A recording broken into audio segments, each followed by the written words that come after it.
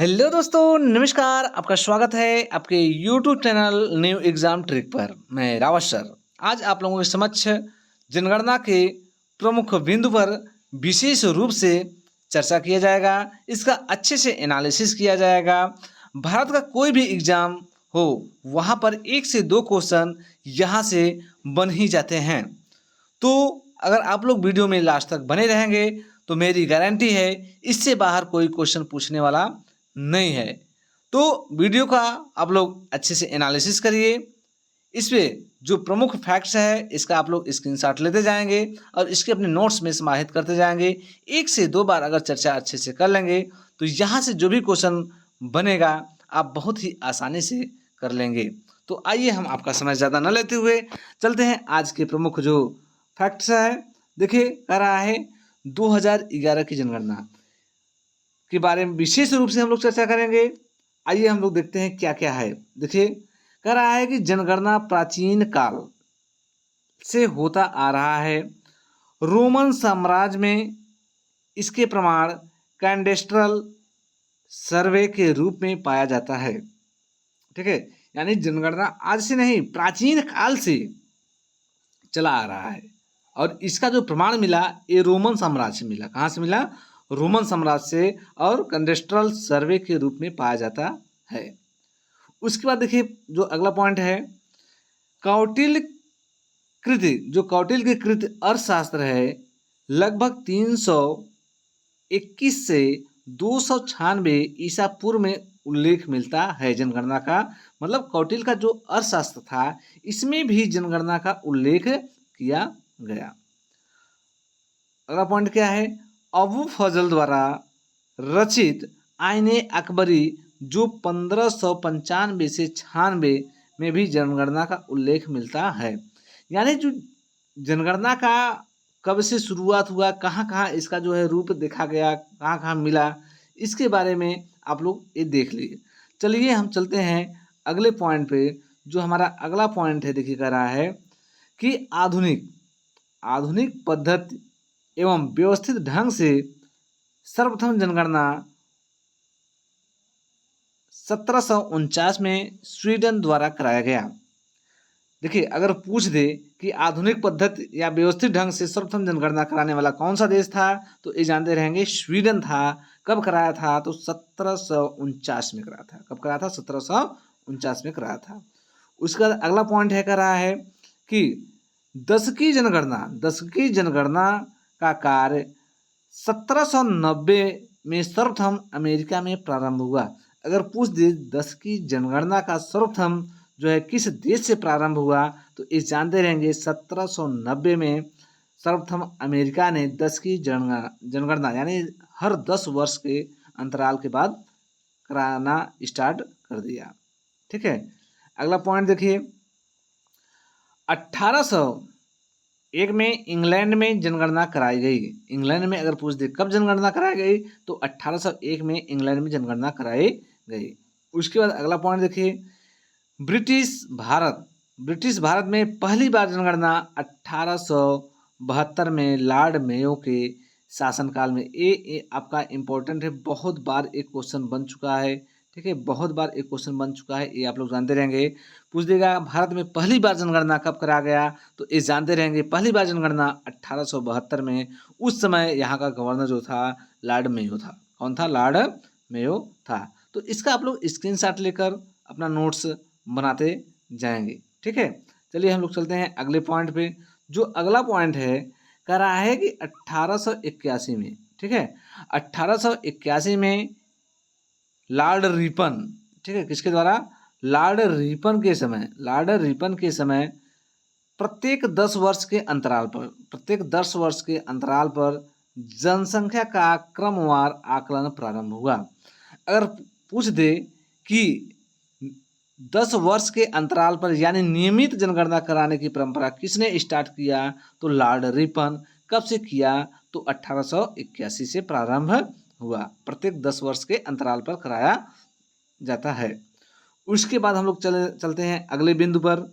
जो अगला बिंदु है कह रहा है कि 2011 की जनगणना, रहा क्या? 2011 की जनगणना यानी 15वीं जनगणना और स्वतंत्र भारत की ये 17वीं जनगणना, और ये जानते रहेंगे इसकी शुरुआत महापंजीवक एवं जनगणना आयुक्त द्वारा कराई गई। ठीक है, यानी कह सकते हैं भारत में अगर पूछ दे कि 2011 में जो आकलन आया तो उसके अकॉर्डिंग भारत में आज़ादी से अगर पहले लेंगे तो ये 15वीं जनगणना है, और आज़ादी के बाद से अगर लेंगे तो ये 17वीं जनगणना है। ये भी आपका इम्पोर्टेंट फैक्ट है, ये आप लोग जानते रहेंगे।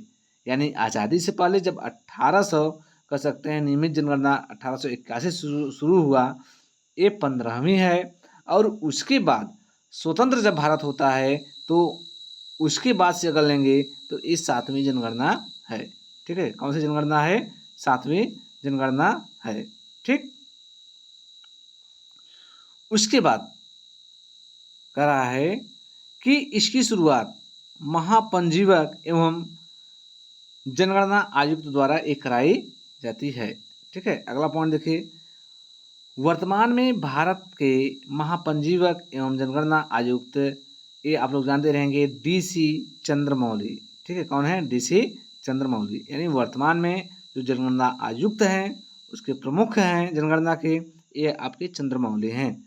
अगला पॉइंट देखेंगे, इनके पूर्व इस पद पर देवेंद्र कुमार शिकरी जो 2004 से 2009 तक थे। ठीक है, यानी चंद्रमौली के पहले कौन थे? तो ये जानते रहेंगे देवेंद्र कुमार शिकरी। कौन थे? देवेंद्र कुमार शिकरी। चलिए हम लोग चलते हैं अगले पॉइंट पर। जो अगला पॉइंट है ये आप लोग जानते रहेंगे, कर रहा है जनगणना 2011 का जो शुभंकर था, क्या था? शुभंकर था। ये आप लोग जानते रहेंगे कि शुभंकर जो था ये आपका प्रगणक शिक्षिका। ठीक है, क्या था? ये बहुत बार क्वेश्चन बन चुका है कि 2011 की जनगणना का जो है शुभंकर क्या था? तो ये प्रगणक शिक्षिका थी। ठीक है, ये आपका क्लियर हो गया। तथा उसका आदर्श वाक्य क्या था? जनगणना का आदर्श वाक्य क्या था?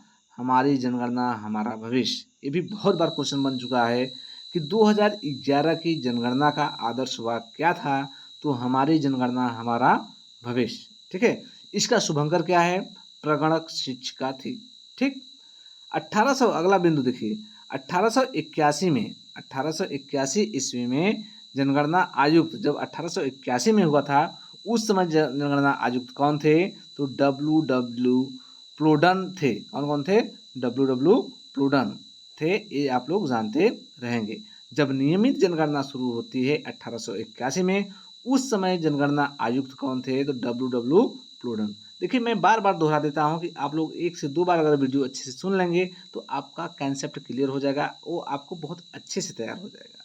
ठीक है, उसके बाद देखिए अगला जो फैक्ट है, कह रहा है कि वहीं स्वतंत्र भारत की पहली जनगणना के समय जो आयुक्त थे ये थे आपके RA गोपाला स्वामी। बहुत ही इम्पोर्टेंट है। यानी जब नियमित जनगणना लॉर्ड रिपन के समय शुरू हुआ था, उस समय WW प्लोडन थे, और जब स्वतंत्र भारत हुआ और पहली बार जो जनगणना कराई गई, उस समय जो जनगणना आयुक्त थे ये थे आपके कौन थे? गोपाला स्वामी थे। कौन थे? RA गोपाला स्वामी। ठीक, चलिए अगले बिंदु पर हम लोग चलते हैं। भारत में कुल 930 लाख ग्राम हैं। यानी कह सकते हैं पूरे भारत में ग्रामों की संख्या कितनी है? तो ये आप लोग जानते रहेंगे कितनी है? 6,40,930 ग्राम। ठीक है, उसके बाद भारत की जनसंख्या ये आप लोग जानते रहेंगे कि 102.87 करोड़ थी, को 2011 ये पहले थी, 2011 में ये बढ़कर लगभग कह सकते हैं 121.08 मतलब 08 करोड़ हो गई। ये आप लोग जानते रहेंगे। यानी 2011 से पहले जो जनगणना हुई थी उस समय हमारी कितने करोड़ जनसंख्या थी, तो उस समय 102.87 करोड़ थी। और वर्तमान में अगर हम देखेंगे 2011 की जनगणना के अनुसार तो लगभग 121.08 करोड़ हो गई। अगला पॉइंट हम लोग देखेंगे। जो अगला पॉइंट देखिए कह रहा है कि भारत में जनसंख्या 10 की वृद्धि जो वृद्धि हुई ये आप लोग जानते रहेंगे 17.70%, जबकि वार्षिक वृद्धि दर 1.64% है। ठीक है, यानी 10 की वृद्धि अगर देखेंगे, 10 की वृद्धि पूछ दे तो आप क्या मारेंगे 17.70%, और वार्षिक वृद्धि अगर पूछ दे तो 1.64% जो है ये प्रतिवर्ष जो है वृद्धि किया गया। ठीक, उसके बाद अगला पॉइंट कह रहा है कि 1911 और 1911, ठीक है, कह रहा है 1911 से 1921 के दशक में जनसंख्या का ह्रास हुआ, यानी कमी हुई। ये आप लोग जानते रहेंगे। अब बहुत बार एक क्वेश्चन बन चुका है, बहुत ही इम्पोर्टेंट फैक्ट है, ये आप लोग जानते रहेंगे कि 1911 से 1921 के दशक में जनसंख्या का ह्रास हुआ, यानी कमी हुई। और कितनी कमी हुई? -0.31% की कह सकते हैं गिरावट देखी गई। ठीक, उसके बाद हम लोग अगला पॉइंट देखेंगे। इसी कारण 1921 के दशक की जनसंख्या के इतिहास में इसको महान विभाजक वर्ष कहा जाता है। बहुत बार एक क्वेश्चन बन चुका है कि महान विभाजन वर्ष किस सन में जो है जनगणना को कहा गया, तो 1921 का जो जनगणना हुआ था उसमें कमी आई थी, ये जानते रहेंगे, -0.31% की, और इसी कारण इसको महान विभाजक वर्ष कहा गया। अगला पॉइंट हम लोग देखेंगे, करा है भारत की जनसंख्या का सर्वाधिक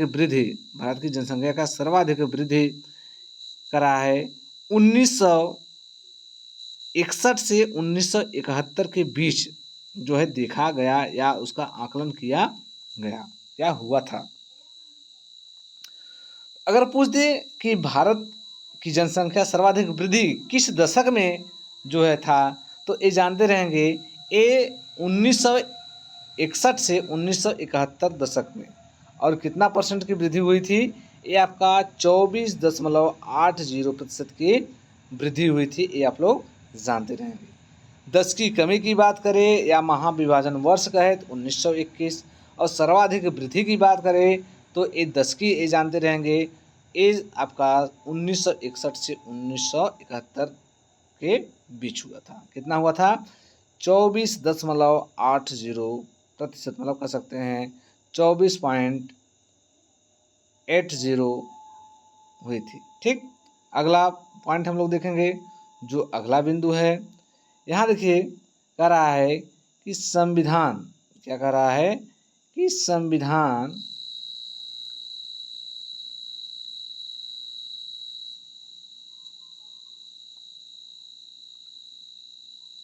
ध्यानपूर्वक देखिए, संविधान की 7वीं अनुसूची के तहत जनगणना को संघ सूची के विषय होने के कारण भारतीय संविधान के अनुच्छेद 246 को दिया गया। बहुत ही इम्पोर्टेंट है, ये जानते रहेंगे कि अगर पूछ दे कि जनगणना का उल्लेख ये आपका किस सूची में है, ये जानते रहेंगे 7वीं अनुसूची की सूची, 7वीं अनुसूची के तहत इसको संघ सूची में रखा गया।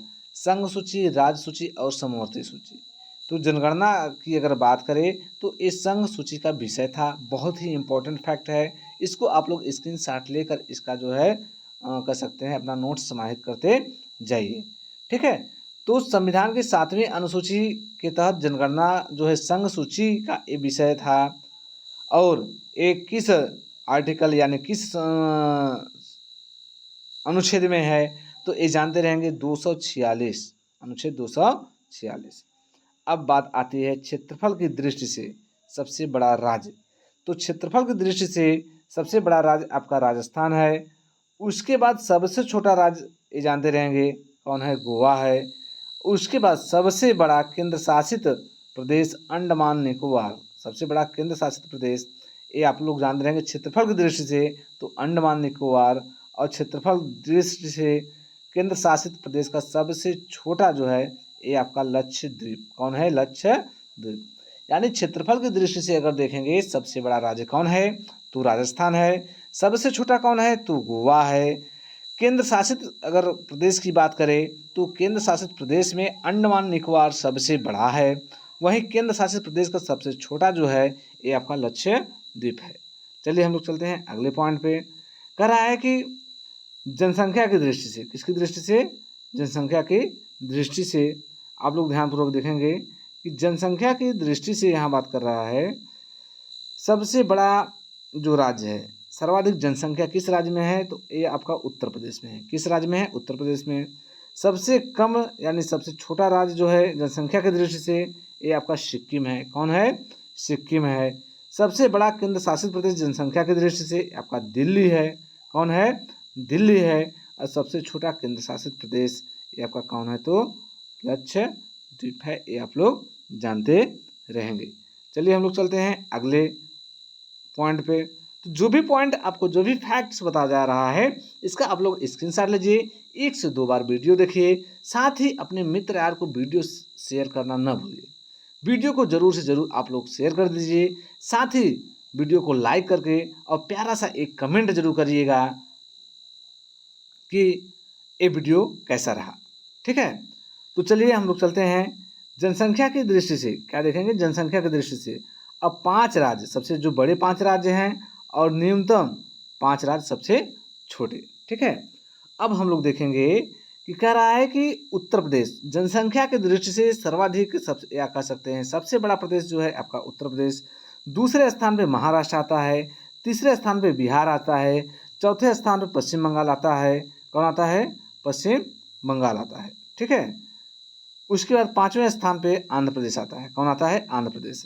यानी उत्तर प्रदेश, महाराष्ट्र, बिहार, पश्चिम बंगाल और आंध्र प्रदेश एक क्रमशः सबसे बड़े जनसंख्या वाले राज्य हैं। अब सबसे छोटे की तरफ अगर हम चलते हैं, यहाँ देखिए सिक्किम सबसे छोटा जनसंख्या वाला प्रदेश है, उसके बाद मिजोरम है, उसके बाद अरुणाचल प्रदेश है, उसके बाद गोवा है, उसके बाद नागालैंड है। यानी न्यूनतम जो 5 राज्य हैं सबसे छोटे में तो सिक्किम, मिजोरम, अरुणाचल प्रदेश, गोवा और नागालैंड। आइए हम चलते हैं जो अगला बिंदु है, जो अगला महत्वपूर्ण फैक्ट है। और वीडियो को आप लोग 1 से 2 बार देखिएगा, नहीं समझ में आए इस वीडियो को रोक कर, स्किप कर इसका स्क्रीनशॉट लेकर अपने नोट्स में समाहित कर इसे 1 से 2 बार अगर एनालिसिस कर लेंगे तो यहाँ से आपके 1 से 2 क्वेश्चन 100% आपका मिलेगा ही मिलेगा, जो आपके कॉम्पिटिटिव एग्जाम में पूछ ही लिया जाता है। तो चलिए हम लोग चलते हैं। अब ध्यान से देखिए जनघनत्व की दृष्टि से। किसकी दृष्टि से? जनघनत्व की दृष्टि से। अब सबसे जो बड़े राज्य हैं ये आप लोग जानते रहेंगे कि सर्वाधिक जनघनत्व वाला जो राज्य है आपका बिहार है। बिहार है जो 1106, कितना है? 1106। वहीं दूसरे स्थान पे पश्चिम बंगाल है जो 1028। तीसरे स्थान पे केरल है जो आपका 860, कितना है? 860। उत्तर प्रदेश 829 और हरियाणा जो है आपका 573। यानी जो शीर्ष 5 राज्य जनघनत्व की दृष्टि से सबसे बड़े हैं, आपका सबसे बड़ा बिहार, उसके बाद पश्चिम बंगाल, उसके बाद केरल, उसके बाद आपका उत्तर प्रदेश, उसके बाद आपका 5वें स्थान पे हरियाणा है। और उसके बाद हम लोग न्यूनतम देखेंगे। जो न्यूनतम है ये आप लोग जानते रहेंगे, सबसे न्यूनतम अरुणाचल प्रदेश का जो है जनघनत्व है, कितना है तो ये आपका 17 है। कितना है? 17। जो भारत की राज्यों में अगर देखेंगे तो सबसे कम जनघनत्व वाला ये राज्य है। दूसरे स्थान पे उससे बढ़ते क्रम में आपका कौन है? मिजोरम है। कौन है? मिजोरम है। तीसरे स्थान पे सिक्किम 86, उसके बाद मणिपुर 115, नागालैंड 119। ठीक है, एक क्रमशः जनघनत्व की दृष्टि से सबसे बड़े राज्य। ठीक है, ये जो 5 लिखा गया है और सबसे छोटा ये 5 राज्य आपके समक्ष जो है ये दिया गया है, आप लोग अच्छे से इसका एनालिसिस अच्छे से अध्ययन कर लेंगे। ठीक, चलिए हम लोग चलते हैं अगले पॉइंट पे। जो अगला पॉइंट है कह रहा है लिंगा अनुपात की दृष्टि से। किसकी दृष्टि से? लिंगा अनुपात की दृष्टि से। तो ये जो 5 शीर्ष राज्य हम देखेंगे, जो सबसे बड़ा और लिंगा अनुपात की दृष्टि से सबसे छोटा 5 राज्य हम लोग देखेंगे। तो ध्यान से देखिए, जो केरल है यहाँ जो लिंगानुपात का मतलब ये जानते रहेंगे 1000 कह सकते हैं पुरुष पे कितनी महिलाएं हैं, 1000 पुरुष पर कितनी महिलाएं हैं। तो केरल में सर्वाधिक लिंगानुपात जो है कह सकते हैं 1000 पुरुष पर लगभग 1084 महिलाएं। उसके बाद तमिलनाडु में कितना है? 996 है। कितना है? 996 है। वहीं आंध्र प्रदेश में 993, मणिपुर में वहीं 992, छत्तीसगढ़ में 991। यानी ये 5 राज्य कह सकते हैं लिंगा अनुपात की दृष्टि से सबसे बड़े हैं। कौन कौन है? केरल, तमिलनाडु, आंध्र प्रदेश, मणिपुर और छत्तीसगढ़। ठीक है, कौन कौन है? केरल है, तमिलनाडु है, आंध्र प्रदेश है, मणिपुर है और छत्तीसगढ़। ये 5 राज्य आपके बढ़ते क्रम में है। सबसे बड़ा, उससे छोटा, उससे छोटा, उससे छोटा। ये आपका कंसेप्ट यहाँ क्लियर हो गया। अब हम लोग देखेंगे न्यूनतम। क्या देखेंगे? न्यूनतम देखेंगे। न्यूनतम आपका कौन है? हरियाणा है। ठीक है, हरियाणा है। यानी 1000 पुरुषों पर लगभग 879 ही महिलाएं वहाँ या लड़कियाँ पाई जाती हैं। जम्मू कश्मीर में 889, जम्मू कश्मीर में कितना है? 889। सिक्किम में 890, पंजाब में 895, उत्तर प्रदेश में 912। ये बहुत ही इम्पोर्टेंट है। उत्तर प्रदेश का अगर पूछ ले कितना है लिंगानुपात? 912। कितना है? 912। सबसे कम कहाँ का है? आपका हरियाणा का है जो 879। सर्वाधिक लिंगानुपात वाला जो राज्य है ये आप लोग जानते रहेंगे केरल, जो लगभग 1084। कितना है? 1084। ठीक है, तो केरल, तमिलनाडु, आंध्र प्रदेश, मणिपुर, छत्तीसगढ़ ये आपके शीर्ष 5 राज्य हैं लिंगानुपात की दृष्टि से। न्यूनतम जो है ये आपके हरियाणा, जम्मू कश्मीर, सिक्किम, पंजाब और उत्तर प्रदेश। चलिए हम लोग चलते हैं अगले पॉइंट पे। जो अगला पॉइंट है ध्यानपूर्वक देखिए, कह रहा है कि सर्वाधिक केंद्र शासित प्रदेश में जो जनघनत्व है ये आपका दिल्ली का है। किसका है? दिल्ली का है। कि सर्वाधिक केंद्र शासित प्रदेश की दृष्टि से अगर देखेंगे सर्वाधिक जनघनत्व किस राज्य में है तो आपका दिल्ली में है। सबसे कम जो है केंद्र शासित प्रदेश में जनघनत्व किसका है? अंडमान निकोबार द्वीप समूह। कौन है? अंडमान निकोबार द्वीप का। जनघनत्व से अगर क्वेश्चन करें तो केंद्र शासित प्रदेश की अगर बात करें तो दिल्ली का सर्वाधिक है जो लगभग 1320 है। वहीं सबसे कम केंद्र शासित प्रदेश जो जनघनत्व की दृष्टि से अगर देखेंगे तो ये आपका अंडमान निकोबार द्वीप समूह, अंडमान निकोबार द्वीप समूह। अगला फैक्ट देखिए, कह रहा है सर्वाधिक केंद्र शासित लिंगानुपात। सर्वाधिक केंद्र शासित प्रदेश में जो लिंगानुपात है ये आप लोग जानते रहेंगे पुदुचेरी। कौन है? पुदुचेरी। लगभग 1000 पुरुषों पर 1037 महिलाएं या औरतें या कह सकते हैं लड़कियां होती हैं। ठीक है, अगला हम लोग देखेंगे बिंदु, कह रहा है और लक्षद्वीप में हम लोग देख लेंगे 947 है। कितना है? 947 है। वहीं न्यूनतम केंद्र शासित प्रदेश जो लिंगानुपात है सर्वाधिक कहाँ का है? तो दमन द्वीप का है। कहाँ का है? तो दमन द्वीप। ठीक है, दमन द्वीप का है। ये आप लोग जानते हैं कितना है? तो ये आपके 618। कितने हैं? 618। यानी 1000 पुरुष पर महिलाओं की संख्या कितना है? तो ये आप लोग जानते रहेंगे 618। ठीक, चलिए हम लोग चलते हैं अगले फैक्ट पर। जो अगला पॉइंट है, अगला पॉइंट हम लोग देखेंगे। जो अगला पॉइंट है देखिए, कह रहा है कि सर्वाधिक शिशु यानी 0 से 6 कितने सर्वाधिक शिशु लिंगानुपात आप लोग अगर देखेंगे तो 0 से 6 वर्ष वाले जो बच्चे हैं ये आपका अरुणाचल प्रदेश। कौन है? अरुणाचल प्रदेश में 972, मिजोरम में आपके जो है 970, अंडमान निकोबार द्वीप समूह में आपके 968, अब पुदुचेरी में आपके 967। यानी सर्वाधिक शिशु लिंगा अनुपात वो भी केंद्र शासित प्रदेश का जो है ये सर्वाधिक किसका है? अरुणाचल प्रदेश का है। किसका है? अरुणाचल प्रदेश, दूसरे स्थान पे मिजोरम है, तीसरे स्थान पे अंडमान निकोबार द्वीप समूह है और चौथे स्थान पे आपका पुदुचेरी है। कौन है? पुदुचेरी है, जो 967 है। ये आप लोग जानते रहेंगे। शिशु लिंगानुपात का भी आकलन होता है, जो 0 से 6 वर्ष के बच्चे होते हैं। अगला पॉइंट हम लोग देखेंगे, कह रहा है न्यूनतम शिशु लिंगानुपात वाले राज्य। न्यूनतम शिशु लिंगानुपात वाले जो राज्य हैं, ये आप लोग जानते रहेंगे, हरियाणा। हरियाणा वैसे भी पिछड़ा हुआ है और शिशु लिंगा अनुपात में भी पिछड़ा हुआ है। तो हरियाणा का आपका लगभग 834 और पंजाब का 846, ये आप लोग जानते रहेंगे। अगर लिंगानुपात करें केंद्र शासित प्रदेश का, तो सर्वाधिक अरुणाचल प्रदेश, केंद्र शासित प्रदेश में सर्वाधिक अरुणाचल प्रदेश, दूसरे स्थान में मिजोरम। वहीं न्यूनतम शिशु लिंगानुपात की अगर बात करें तो ये आपका हरियाणा है, इंपॉर्टेंट है हरियाणा और पंजाब, ठीक है। वहीं केंद्र शासित की बात करें तो जम्मू कश्मीर और आपका नई दिल्ली, ठीक।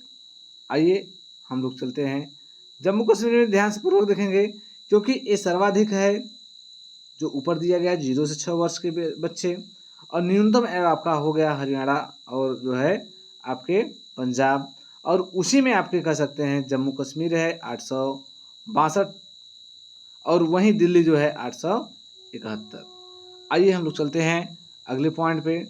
जो अगला पॉइंट है ध्यानपूर्वक देखेंगे, करा है कि 2011 की जनगणना के अनुसार भारत की कुल जनसंख्या, भारत की जो कुल जनसंख्या,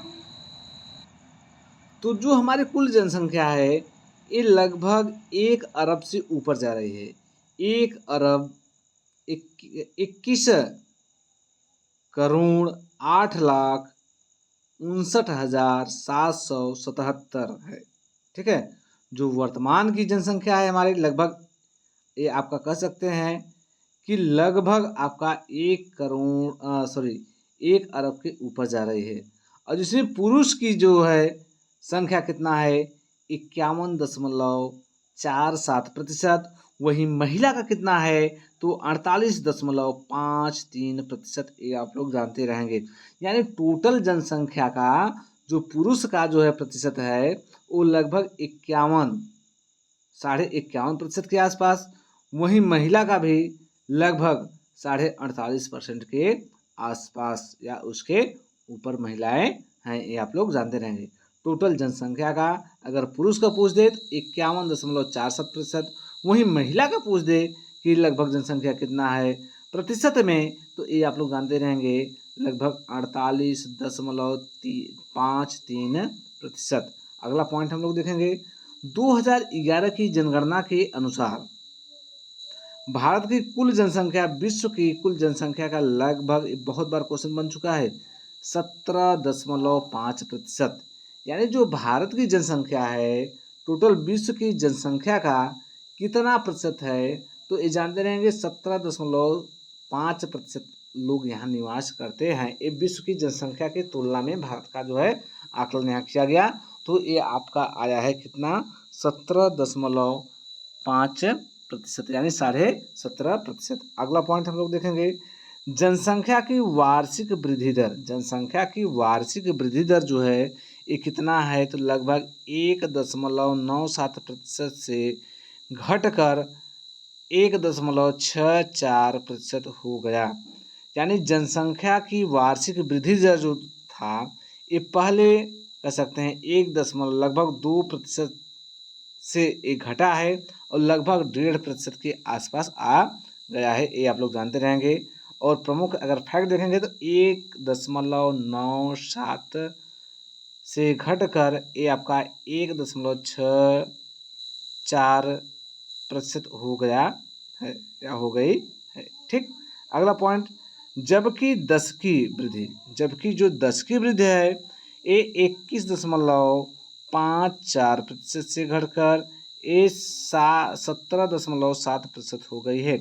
ध्यानपूर्वक देखिए, जबकि करा है 10 की वृद्धि, जो 10 की वृद्धि की बात करेगा तो 21.54% से घटकर जो है 17.7% हो गया है। उसके बाद अगला पॉइंट हम लोग देखेंगे, अरे नागालैंड की 10 की वृद्धि दर ऋणात्मक है। वही जो नागालैंड आपका प्रदेश है उसका 10 की वृद्धि का जब आकलन किया गया तो लगभग ये माइनस में चला गया और कितना है तो 0.6%, 0.6%। आइए हम लोग चलते हैं अगले बिंदु पर, अगले फैक्ट्स पर। अगला पॉइंट देखिए क्या कह रहा है कि जनघनत्व, ठीक है, जनघनत्व 325 प्रति व्यक्ति वर्ग किमी से बढ़कर 382 व्यक्ति प्रति वर्ग किमी हो गया है। अगर आपको पूछ दे जनघनत्व भारत का कितना है तो जनघनत्व भारत का पहले था 325 व्यक्ति प्रति वर्ग किमी, और वर्तमान में अगर पूछ दे तो ये हो गया है 382 व्यक्ति प्रति वर्ग किमी। अगला पॉइंट हम लोग देखेंगे कराए लिंगानुपात ए 933 से बढ़कर 973 हो गया है। यानी भारत की अब लिंगानुपात की बात करें तो बहुत दयनीय स्थिति पहले था, लेकिन जो वर्तमान में है बहुत ही बढ़िया है। लगभग ये 933 से बढ़कर 973 हो गया है। उसके बाद जो अगला पॉइंट है कह रहा है शिशु लिंगानुपात, यानी 0 से 6 वर्ष के बीच शिशु लिंगानुपात जो 0 से 6 वर्ष के बीच, तो 927 में ये घटकर 918 हो गया है। ठीक है, जो शिशु लिंगानुपात 0 से 6 वर्ष के बीच जो बच्चे हैं ये 927 से घटकर 918 हो गया। उसके बाद अगला पॉइंट जनसंख्या में साक्षर लोगों की संख्या, जनसंख्या में साक्षर लोगों की संख्या ये आप लोग जानते रहेंगे लगभग 64.84% से बढ़कर 73% हो गया है। तो जनसंख्या में साक्षर लोगों का जो प्रतिशत है वो बढ़ा हुआ है। जो पहले कितना था लगभग 64.84% और वर्तमान में कितना है तो लगभग 73% के आसपास चला गया है। अगला पॉइंट देखिए कह रहा है कि पुरुष साक्षरता 75.26% से बढ़कर लगभग आपका 81% के आसपास हो गया है। कितना हो गया है 81% के आसपास हो गया है। यानी पुरुष साक्षरता की बात करें तो ये आपका कितना है 75.26% से बढ़कर वर्तमान में जो स्थिति है वो लगभग साक्षरता का पुरुष साक्षरता का तो 80.9% हो गया है। अगले पॉइंट में हम लोग चलते हैं। जो आज का अगला पॉइंट है कह रहा है कि महिला साक्षरता, जो महिला साक्षरता है ये आप लोग जानते रहेंगे ये आपका 53.67% से बढ़कर 64.6% हो गई है। ठीक है, ये आप लोग जानते रहेंगे कि भारत में टोटल जो महिलाएं हैं वो कितना परसेंट साक्षर हैं, कितना परसेंट साक्षर हैं। ठीक, तो ये आप लोग जानते रहेंगे साक्षरता में ये 53.67 से बढ़कर 64.6% हो गया है। वहीं ग्रामीण क्षेत्र में न्यूनतम साक्षरता वाला जो राज्य आंध्र प्रदेश, कौन है आंध्र प्रदेश, और वहाँ पे लगभग 60.4% है। और संविधान और सर्वाधिक देखिए सर्वाधिक साक्षरता वाला जो राज्य है वो केरल है। सर्वाधिक साक्षर वाला जो राज्य है ये कौन है केरल है। तो लगभग 93% जो है केरल का साक्षरता कह सकते हैं राज्य है। उसके बाद अगला पॉइंट जो है कह रहा है शहरी क्षेत्र में न्यूनतम साक्षरता वाला राज्य उत्तर प्रदेश। अगर शहरी क्षेत्र की न्यूनतम साक्षरता वाला राज्य देखेंगे तो ये आपका उत्तर प्रदेश लगभग 75.1%। कितना है 75.1%। वहीं हम लोग देखेंगे देश में जब तक साक्षर घोषित नहीं किए गए एकमात्र राज्य कौन है? केरल है। ठीक है, कह रहा है कि देश में अब तक पूर्ण रूप से, देखिए पूर्ण रूप यहाँ पूर्व हो गया है थोड़ा सा, यहाँ आपका देश में अब तक पूर्ण रूप से साक्षर जो घोषित किए गए वो मात्र एक राज्य है, वो कौन है? केरल। ठीक है, केरल को पूर्णतः साक्षर राज्य घोषित कर दिया गया है, ये आप लोग जानते रहेंगे, इम्पोर्टेंट है। अगला फैक्ट हम लोग देखेंगे, जो अगला फैक्ट या कह सकते हैं जो बिंदु है बहुत ही इम्पोर्टेंट है, इसको आप लोग ध्यानपूर्वक देखिए। अगला पॉइंट देखिए कह रहा है, आप लोग ध्यानपूर्वक देखेंगे कि 2011 की जनगणना के अनुसार अनुसूचित जातियों के व्यक्तियों की कुल संख्या कितनी है? तो लगभग 20.14 करोड़ है। 2011 की जनगणना के अनुसार अगर अनुसूचित जातियों व्यक्तियों का जो है अगर कुल संख्या अगर देख रहे हैं तो ये लगभग 20 करोड़ के ऊपर है, ये आप लोग जानते रहेंगे। अनुसूचित जातियों की जनसंख्या जो कर रहा है, जो देश की कुल जनसंख्या का 16.6% है, यानी टोटल जो है देश की जनसंख्या है उसका अगर अनुसूचित जातियों का अगर परसेंटेज में देखेंगे तो 16.6% के आसपास, यानी कह सकते हैं 17% के आसपास है, और 2000 में यह लगभग 16.2% थी, ये आप लोग जानते रहेंगे। अगला पॉइंट कर रहा है कि 2011 की अनुसूचित जातियों का लिंगानुपात, अब ध्यान से देखिएगा, 2011 में वो भी किसके लिए? अनुसूचित जातियों के लिए लिंगानुपात है, वो कितना था? 945। कितना था? 945। ठीक है, वही कह रहा है कि 2001 से 2011 ईस्वी के दौरान देश में अनुसूचित जातियों की दशकीय वृद्धि जो था ये 20.8% रही। कितना रही? 20.8% रही। अगला पॉइंट हम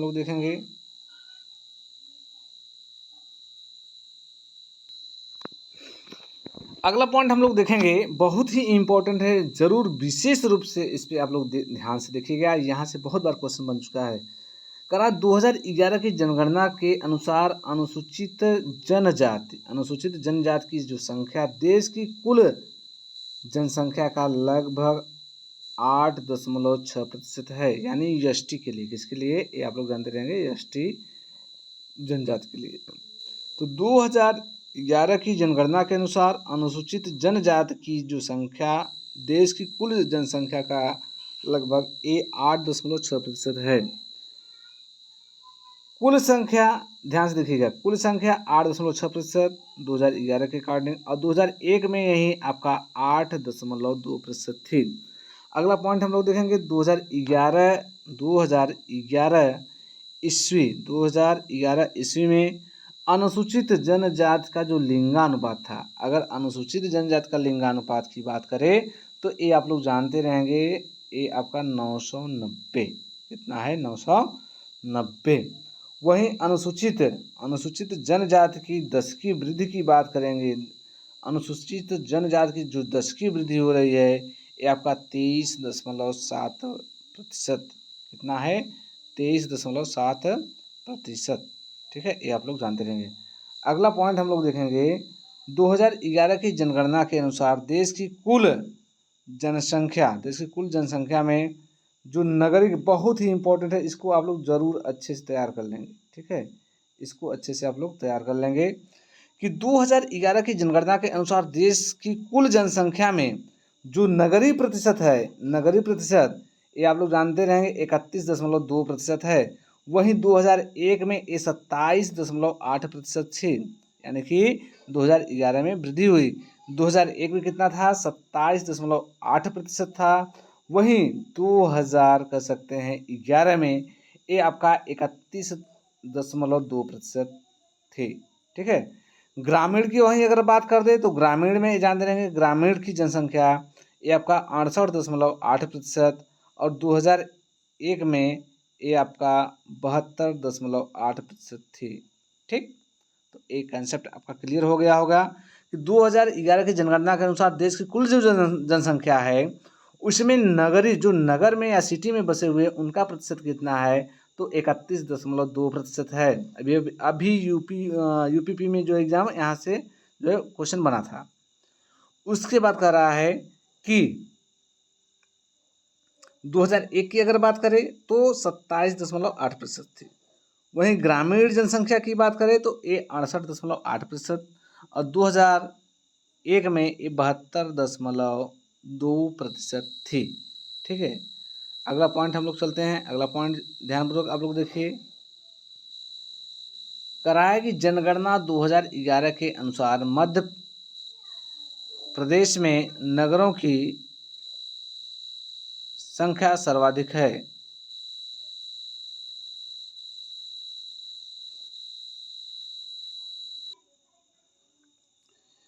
देखिए जो अगला पॉइंट है, कह रहा है जनगणना 2011 के अनुसार मध्य प्रदेश में नगरों की संख्या सर्वाधिक है।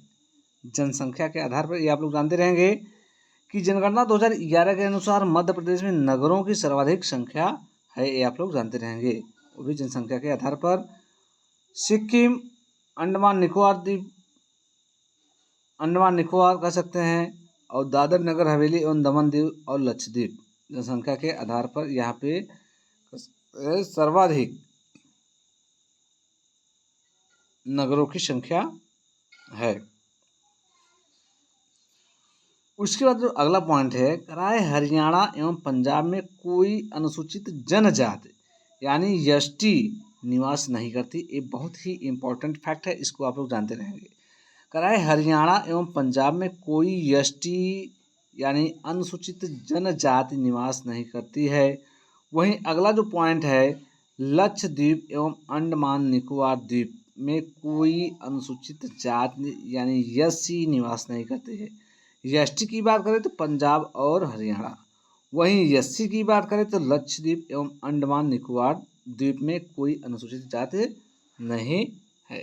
चलिए हम लोग चलते हैं अगले पॉइंट पे। जो अगला पॉइंट है, अगला जो पॉइंट है, कराया कि राष्ट्रीय जनसंख्या नीति 2000 के अनुसार 2045 ईस्वी तक जनसंख्या स्थिरता प्राप्त करने का जो है लक्ष्य रखा गया है। तो ये आप लोग जान रहे हैं, कहीं कुछ मिस प्रिंट हुआ है, इस पर आप लोग विशेष ध्यान नहीं देंगे। कह रहा है कि 2000 से लेकर 2045 तक जो हमारे देश की जनसंख्या है उसमें स्थिरता लाने का जो है प्रयास या लक्ष्य रखा गया है। ठीक, अगला पॉइंट हम लोग देखेंगे। जो अगला पॉइंट है, ठीक है, साक्षरता की दृष्टि से, किसकी दृष्टि से, हम लोग साक्षरता की दृष्टि से देखेंगे। 5 सबसे बड़े राज्य, देखिए इधर आपके 5 सबसे बड़े राज्य और न्यूनतम सबसे कह सकते हैं 5 सबसे छोटे राज्य, किस दृष्टि से, साक्षरता की दृष्टि से। ठीक है, तो केरल सर्वाधिक साक्षर राज्य है, या सबको पता है लगभग ये 94% जो है यहाँ आपके लगभग साक्षर हैं। दूसरे स्थान में मिजोरम है, ये कितना है, 91.3%। वहीं गोवा 88.3%, त्रिपुरा 87.2%, हिमाचल जो है ये आपका 82.8%। और अब हम न्यूनतम देखेंगे, ये 5 कह सकते हैं साक्षरता वाले जो है राज्य थे, और न्यूनतम साक्षरता वाले जो राज्य हैं 5 राज्य, उस पर हम ध्यान देंगे। बिहार सबसे कह सकते हैं न्यूनतम साक्षरता वाला राज्य है। दूसरा है अरुणाचल प्रदेश। दूसरा कौन है, अरुणाचल प्रदेश। बिहार जो है कितना प्रतिशत की बात करें तो 61.8% है। कितना है, 61.8% है। वहीं अरुणाचल प्रदेश ये आपका 65.4% है। राजस्थान 66.1% है। झारखंड जो है 66.4% है। वहीं आंध्र प्रदेश, तेलंगाना सहित ये आपका लगभग 67% के आसपास है। यानी 5 सबसे बड़े राज्य साक्षरता में और 5 सबसे छोटे राज्य साक्षरता में, ये आपका क्लियर हो गया। 5 सबसे बड़े राज्य केरल, मिजोरम, गोवा, त्रिपुरा, हिमाचल प्रदेश। वहीं आपके 5 सबसे बड़े राज्य जो है ये आपका बिहार है, सबसे पहला, सबसे कह सकते हैं छोटा जो है साक्षरता, यानी साक्षरता की दृष्टि से सबसे कम जो है साक्षर राज्य जो है ये आपका बिहार है। उसके बाद अरुणाचल प्रदेश है, उसके बाद राजस्थान है, फिर झारखंड है, और उसके बाद जो है कह सकते हैं आपका आंध्र प्रदेश है। ये आपका क्लियर हो गया। इसको आप लोग स्क्रीनशॉट लेंगे, स्क्रीनशॉट लेकर इसका नोट्स आप लोग बनाते चलेंगे। बहुत ही महत्वपूर्ण फैक्ट्स है। अगला पॉइंट हम लोग देखेंगे। जो अगला पॉइंट है, करा है सर्वाधिक साक्षरता वाला केंद्र शासित प्रदेश। सर्वाधिक जो साक्षरता वाले केंद्र शासित प्रदेश हैं ये आप लोग जानते रहेंगे। ये आपका लक्षद्वीप जो 91.8%, 91.8%, वहीं दमन-दीव 87.1%। ठीक है, ये क्लियर हो गया। यानी सर्वाधिक साक्षरता वाले जो केंद्र शासित प्रदेश है ये आपका लक्षद्वीप सर्वाधिक साक्षर राज्य है, वहीं आपका दमन-दीव दूसरे स्थान पे है। केंद्र शासित प्रदेश में न्यूनतम साक्षरता वाले जो राज्य हैं, न्यूनतम साक्षरता वाले केंद्र शासित प्रदेश ये दादर नगर हवेली सबसे न्यूनतम, यानी कह सकते हैं 76.2% के लोग यहाँ साक्षर हैं, यानी सबसे न्यूनतम है। और सर्वाधिक जो है ये आपका लक्षद्वीप और दमन-दीव। ठीक है, ये क्लियर हो गया। कितना प्रतिशत है ये आपका क्लियर है। उसके बाद हम लोग देखेंगे सर्वाधिक पुरुष प्रतिशत वाला साक्षर राज्य। सर्वाधिक पुरुष प्रतिशत साक्षर वाला जो राज्य है ये केरल है, अभी इससे पहले बता दिया गया है। दूसरे स्थान में मिजोरम है और तीसरे स्थान पे गोवा है। ये आप लोग जानते रहेंगे। किसमें? पुरुष में। ध्यान देंगे, किसमें? तो पुरुष में। अगर पूछ दे कि सर्वाधिक पुरुष साक्षरता वाला जो राज्य है तो केरल है। लगभग यहाँ 96.1% पुरुष जो है साक्षर है। वहीं मिजोरम में 93.3% पुरुष साक्षर है। वहीं गोवा में 92.6% पुरुष साक्षर हैं। ठीक, आइए अगले पॉइंट पे चलते हैं। जो अगला पॉइंट है देखिए, सर्वाधिक पुरुष साक्षर वाला केंद्र शासित प्रदेश। सर्वाधिक पुरुष साक्षर वाला, ध्यानपूर्वक देखेंगे, पुरुष साक्षर वाला केंद्र शासित प्रदेश है तो ये आपका लक्षद्वीप। कौन है? लक्षद्वीप। यानी जो साक्षर वाले जो राज्य है वही राज्य आपके पुरुष वाले भी हैं, वही राज्य आपके जो श्रेष्ठ हैं साक्षरता की दृष्टि से, तो पुरुष में भी वही श्रेष्ठ है, ये आप लोग जानते रहेंगे। अब उसके बाद हम अगला पॉइंट देखेंगे, सर्वाधिक महिला साक्षर वाला जो है राज्य। तो सर्वाधिक महिला साक्षर वाला जो राज्य है ये केरला। ठीक है, कौन है? केरला 91.1%। मिजोरम जो है दूसरे स्थान पे 59.3%। वहीं गोवा जो है 84 कह सकते हैं 7% के आसपास। ठीक है, केंद्र शासित प्रदेश की अगर बात करें जो महिला साक्षर की, तो ये आपका लक्षद्वीप। कौन है? लक्षद्वीप, जो 87.9% है। वही कह सकते हैं कि न्यूनतम पुरुष साक्षरता वाला जो प्रतिशत है ये आपका बिहार है। कौन है? बिहार है, जो 71.2% पुरुष साक्षर हैं। कहाँ के? बिहार के। दूसरे स्थान पर अरुणाचल प्रदेश है 72.6%। वहीं आंध्र प्रदेश आपके कह सकते हैं 74.9% लोग जो है साक्षर हैं। ये आपके पुरुष के साक्षरता वाले न्यूनतम राज्य हैं। कौन है? न्यूनतम राज्य हैं। अगला पॉइंट हम लोग देखेंगे। जो अगला पॉइंट है, कह रहा है न्यूनतम पुरुष साक्षर प्रतिशत केंद्र शासित जो प्रदेश है, यानी केंद्र शासित प्रदेश में जो पुरुषों का साक्षर प्रतिशत है ये आपका दादर नगर हवेली, जो 85.2% के लगभग लोग साक्षर हैं। वहीं न्यूनतम महिला साक्षर प्रतिशत वाले जो राज्य हैं ये आपका बिहार है, राजस्थान है, झारखंड है। यानी बिहार, राजस्थान, झारखंड में यहाँ महिलाओं की बहुत ही दयनीय स्थिति, यानी जो साक्षर प्रतिशत है ये लगभग आपका 50% के हल्का सा ऊपर है। बिहार में अगर पूछ दे महिलाओं का जो है प्रतिशत, यानी ये सबसे न्यूनतम प्रतिशत ये आपका बिहार है। दूसरे स्थान पे राजस्थान है, तीसरे स्थान पे आपका झारखंड है। ठीक। ठीक, चलते हैं अगले पॉइंट पे। जो अगला पॉइंट है, करा न्यूनतम महिला साक्षर प्रतिशत वाला केंद्र शासित प्रदेश। न्यूनतम महिला साक्षर प्रतिशत वाला जो केंद्र शासित प्रदेश है, ये आपका है दादर नगर हवेली। कौन है? दादर नगर हवेली। देखिए, पुरुष का भी आपका न्यूनतम कौन है? दादर नगर हवेली। और महिलाओं का भी कौन है? तो ये आप लोग जानते रहेंगे, दादर नगर हवेली। वही न्यूनतम महिला साक्षर वाला प्रतिशत वाला जो राज्य है, ये आपका बिहार है। कौन है? बिहार है। अगला पॉइंट हम लोग चलते हैं, देखते हैं क्या है अगला पॉइंट। बहुत ही शानदार है। कह रहा है कि सर्वाधिक अनुसूचित जाति जनसंख्या प्रतिशत वाले राज्य, यानी सर्वाधिक अनुसूचित जातियों का जो है प्रतिशत किस राज्य में है? तो ये आप लोग जानते रहेंगे, सर्वाधिक अनुसूचित जाति पंजाब में है। कहाँ पे है? पंजाब में है। ये लगभग 31.9%। दूसरे स्थान पे हिमाचल प्रदेश 25.2%। वहीं तीसरे स्थान पे पश्चिम बंगाल 23.5% अनुसूचित जाति के लोग यहाँ रहते हैं। तो सर्वाधिक अनुसूचित जाति जनसंख्या प्रतिशत वाले जो राज्य हैं, ये सर्वाधिक अनुसूचित जाति पंजाब में, दूसरा स्थान जो है हिमाचल प्रदेश का है 25.2%। वहीं पश्चिम बंगाल 23.5% लेकर ये तीसरे स्थान पे है। अगला पॉइंट हम लोग देखेंगे, सर्वाधिक अनुसूचित जाति जनसंख्या वाले राज्य।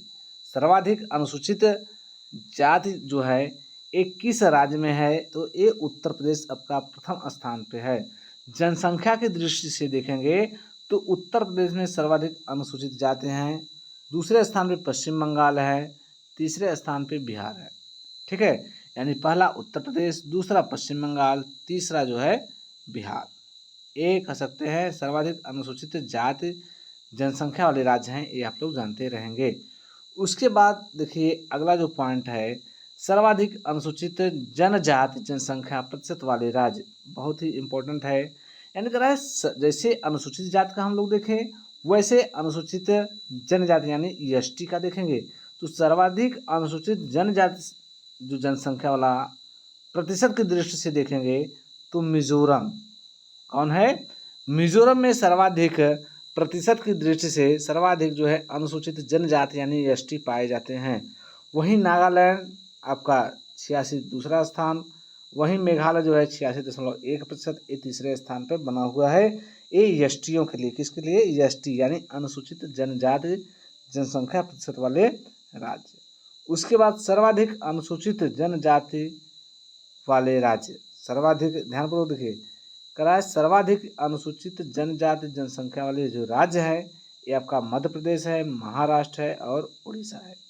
ठीक है, ये आप लोग जानते रहेंगे कि सर्वाधिक अनुसूचित जाति जो है जनजाति, ये मध्य प्रदेश में पाया जाता है, दूसरा स्थान महाराष्ट्र है, तीसरा उड़ीसा है। बहुत ही इम्पोर्टेंट फैक्ट है। यानी सर्वाधिक अनुसूचित जनजाति वाला जो राज्य है मध्य प्रदेश में सर्वाधिक अनुसूचित जनजाति यानी एसटी पाए जाते हैं, दूसरा स्थान महाराष्ट्र का है और तीसरा स्थान उड़ीसा का है। ठीक है, तो ये आज का सेशन बहुत लंबा हो गया, लगभग 1 घंटे के आसपास। तो वीडियो में आप लोग लास्ट तक अगर बने होंगे तो आपको एक कंसेप्ट समझ में आया होगा। इसका आप लोग स्क्रीनशॉट लेंगे, अपने नोट्स में समाहित कर देंगे। साथ ही वीडियो को अपने मित्र यार को ज़रूर शेयर कर दीजिएगा, क्योंकि ये बहुत ही महत्वपूर्ण फैक्ट है जो बार बार यहाँ से क्वेश्चन बनते ही बनते हैं। तो आज का सेशन हम यहीं समाप्त करते हैं। ठीक है, जय हिंद, जय भारत, बहुत बहुत साधुवाद।